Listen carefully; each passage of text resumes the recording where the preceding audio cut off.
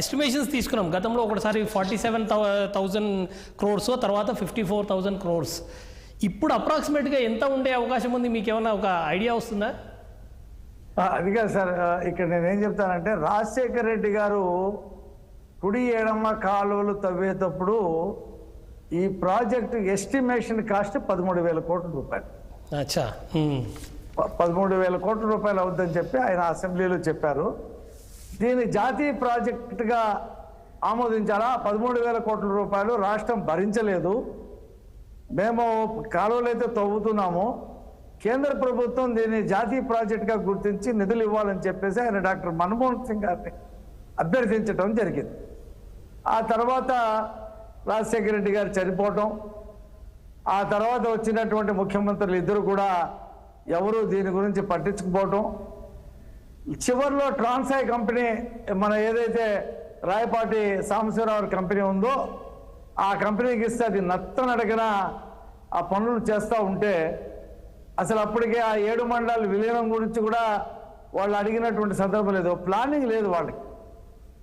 చంద్రబాబు నాయుడు గారు అప్పుడు ముఖ్యమంత్రి అయినప్పుడు 2014లో దీని మీద సమగ్రంగా దృష్టి పెట్టి 7 మండలాలు కలిపితే కానీ మనం ఈ నెట్వర్క్ 55.7కి వచ్చేటువంటి వాటర్ని, బ్యాక్ వాటర్, అది ఎంత ముంపుకు గురవుతుంది, ఏ మండలాలు మునిగిపోతాయి, మునిగిపోయినటువంటి మండలాలకి మనం ఎంత రీహాబిలిటేషన్ RRN ప్యాకేజ్ ఇవ్వాలంటే 30,000 కోట్ల రూపాయలు అప్పుడు అంచనా వేశారు.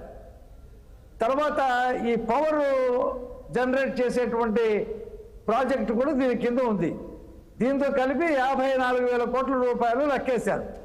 లెక్కేస్తే కేంద్ర ప్రభుత్వం ఏం చేసిందంటే ఆ తర్వాత ఈ జలవనరుల శాఖ ఇది మేము పోలవరం ప్రాజెక్టు ఇరిగేషన్ ఫెసిలిటీ వరకే మేము గుర్తిస్తాము, కానీ దీని నుండి వచ్చేటువంటి ఈ పవర్ జనరేట్ ప్రాజెక్టుని మేము దీంట్లో ఇన్క్లూడ్ చేయము, అది ఎక్స్క్లూడింగ్ చేస్తామని చెప్పి తీసేయటం వల్ల 47,000 కోట్ల చిల్లరకి అది ఎస్టిమేట్ అది జలవనరుల శాఖ ఆమోదించింది.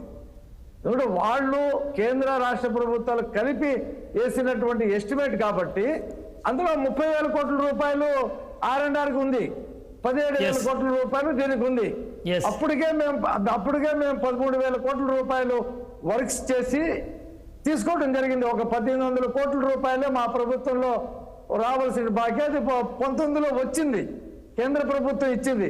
కానీ జగన్మోహన్ రెడ్డి ఏం చేశాడు, ఆ 1,800 కోట్లు పోలవరానికి ఉపయోగించకుండా సైడ్ ట్రాక్ చేశాడు, వేరే దానికి మళ్ళీ ఇచ్చేశాడు.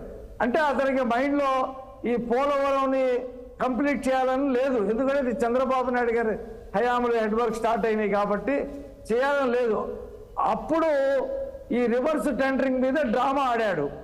ఏదో గేట్లు పెట్టేశారు, ఆ గేట్లు పెట్టిన దానికి కూడా ఆ మెగా ఇంజనీరింగ్కి సింగిల్ టెండర్కి రివర్స్ టెండర్ పెట్టాడు.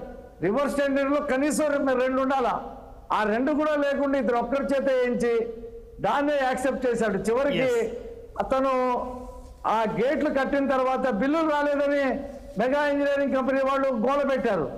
దానికోసం వాళ్ళు ఏం చేశారు, ఇసుకని మేము ఫ్రీగా తీసేసుకుంటామని చెప్పేసి ఆ నదిలో ఉన్నటువంటి ఇసుకని లాగేశారు, వాళ్ళు లాగేసి అమ్మేసుకున్నారు. వాళ్ళు వేరే ప్రాజెక్టుకి దాన్ని తరలించేశారు, ఎవరు మాట్లాడినటువంటి పరిస్థితి. కాబట్టి ఇవాళ చంద్రబాబు నాయుడు గారు ఫిజికల్గా ఆ ప్రాజెక్ట్ని ఇవాళ చూశారు. ప్రైమరీగా అక్కడ ఉండేటువంటి చీఫ్ ఇంజనీర్లు, ఇరిగేషన్ ఆఫీసర్లు చెప్పారు 4 సీజన్స్ పడుతుందని చెప్పేసి.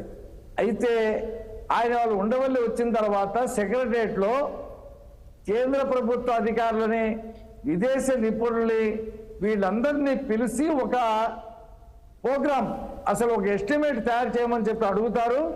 ఆ ఎస్టిమేట్ తయారు చేసిన తర్వాత అది 47,000 కోట్లకి పైనే ఉంటుంది. నా ఉద్దేశం 10,000 కోట్లు ఖచ్చితంగా పెరుగుంటుంది. డ్యామేజ్ ఇప్పుడు 990 కోట్లు కొత్త డయాఫ్రమ్ వాళ్ళు కట్టడానికే కావాలని చెప్పేసి అంటున్నారు. అలాగే కాపర్ డ్యామ్స్ కట్టాలా, ఇవన్నీ కూడా ఈ R&R ప్యాకేజ్ కూడా పెరిగి ఉంటుంది ఖచ్చితంగా. జగన్మోహన్ రెడ్డి ఏమన్నాడు, 6 లక్షలు కాదు 10 లక్షలు ఇస్తా అన్నాడు. వచ్చిన తర్వాత ₹1 ఇచ్చింది. పైగా ఇంకో మాట, ముంపుకు గురైనటువంటి సందర్భంలో జగన్మోహన్ రెడ్డి ఆ ప్రాంతానికి వెళ్ళి ఏం చెప్పాడంటే, ఏదో 1,000-2,000 కోట్లు అంటే నేను సర్దుతాను, దీనికి 20,000 కోట్ల రూపాయలు పైన రావాలంటే నా దగ్గర డబ్బులు కొట్టేటువంటి మిషన్ లేదు, అది కేంద్ర ప్రభుత్వం దగ్గరే ఉంది. ఆ కేంద్ర ప్రభుత్వం కనకరిస్తే మీకు నేను ఈ భూములకి డబ్బులు ఇస్తాను, నేను మాత్రం ఇవ్వలేనని చెప్పి చేతులు ఎత్తేశాడు ఆ వరదల్లోనే. కాబట్టి చేతకాని ముఖ్యమంత్రి హయాంలో ఈ ప్రాజెక్టు ప్రజలు గుడ్డిగా, ప్రజలకు కూడా చెప్తున్నాం కదండి, ఒక ఛాన్స్ అంటే ఇచ్చేశారు. ఇంత విధ్వంసం చేస్తాడని వాళ్ళు అనుకున్నా. కానీ నేనేమంటానంటే, తండ్రి అధికారం అడ్డం పెట్టుకొని 1,00,000 కోట్ల రూపాయలు సంపాదించి 47,000 కోట్ల రూపాయలు అటాచ్ అయినటువంటి విషయం విస్తృతమైనటువంటి ప్రచారంలో జరిగిన ఆ రకమైనటువంటి 16 నెలలు జైల్లో ఉన్నటువంటి, జైలు నుండి వచ్చిన వ్యక్తికి ఇంత పెద్ద రాష్ట్రాన్ని, ఇంత పెద్ద ప్రాజెక్టులు ఇస్తే ఏం చేస్తారని కూడా చదువుకున్న వాళ్ళు, టీచర్లు, ఉద్యోగస్తులు, వాళ్ళకి సంబంధించినటువంటి అదేంటి పిఆర్సీనా లేకపోతే ఇంకోటి వారు